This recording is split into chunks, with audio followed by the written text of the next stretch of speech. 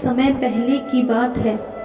एक गांव में एक राजा हुआ करता था, जहां केवल उसका ही शासन था। एक दिन उसके दरबार में एक विदेशी व्यक्ति आया और उस व्यक्ति ने राजा को एक बहुत सुंदर पत्थर उपहार के रूप में प्रदान किया। जब राजा ने उस पत्थर को देखा तो वह काफी प्रसन्न हुआ। उन्हें उस पत्थर पर भगवान विष्णु की प्रतिमा का निर्माण करके उसे गांव के मंदिर में स्थापित करने का निर्णय लिया। उस प्रतिमा निर्णय का राजा ने वहां के मंत्री को सौंप दिया। अब मंत्री का कार्य था वह गांव के ऐसे सर्वश्रेष्ठ मूर्तिकार के पास जाए जो उस पत्थर पर भगवान विष्णु की सबसे अच्छी प्रतिमा बना सके। वह गांव के सर्वश्रेष्ठ मूर्तिकार के पास पहुंचा। महामंत्री मूर्तिकार को पत्थर देते हुए बोला, महाराज, मंदिर में भगवान विष्णु की प्रतिमा स्थापित करना चाहते हैं। 7 दिन के भीतर इस पत्थर पर भगवान विष्णु की प्रतिमा तैयार करके राजा महल पहुंचा देना। तुम्हें 50 मुद्राएं प्रदान की जाएंगी।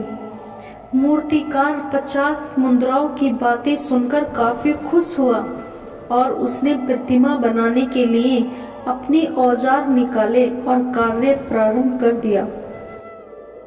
उसने अपने औजारों में से हथौड़ा निकाला और पत्थर को तोड़ने लगा।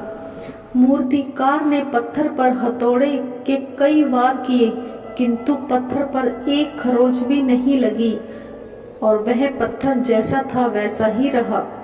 उस मूर्तिकार ने लगभग 100 बार उस पत्थर को तोड़ने का प्रयास किया, लेकिन वह पत्थर जैसे का तैसा ही रहा।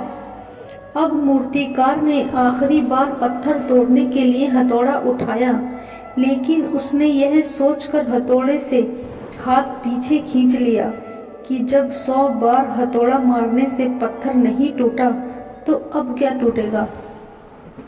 अब वह मूर्तिकार पत्थर लेकर वापस महामंत्री के पास पहुंचा और उसने महामंत्री से कहा कि इस पत्थर को तोड़ना नामुमकिन है, इसे भगवान विष्णु की प्रतिमा नहीं बनाई जा सकती।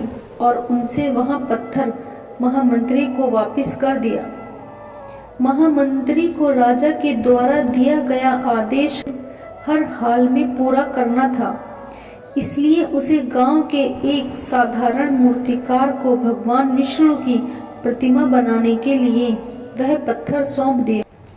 लेकिन इस बार महामंत्री वहां से गया नहीं और उसने उस मूर्तिकार से कहा कि तुम मेरे सामने इस पत्थर को तोड़ो। जैसे ही उस मूर्तिकार ने हथौड़े से उस पत्थर पर प्रहार किया, वह पत्थर एक बार में ही टूट गया।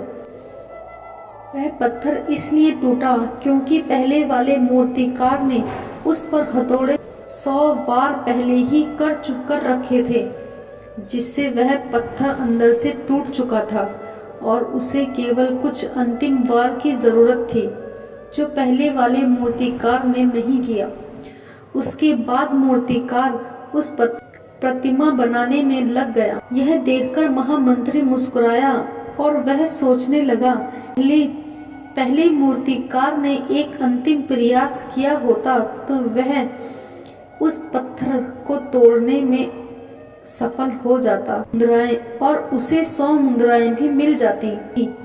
जैसा कि इस कहानी में जाना कि अगर पहला मूर्तिकार केवल प्रयास और कर लेता तो वह अपने कार्य में सफल हो जाता और साथ ही 50 मुद्राएं का हकदार भी होता, लेकिन वहां केवल अपने एक प्रयास से चूक गया और उसे कुछ भी हासिल नहीं हुआ। किसी कार्य में बार बार असफल होने से भी कार्य को ना छोड़ एक और प्रयास आपको उस कार्य में सफल बना सकता है।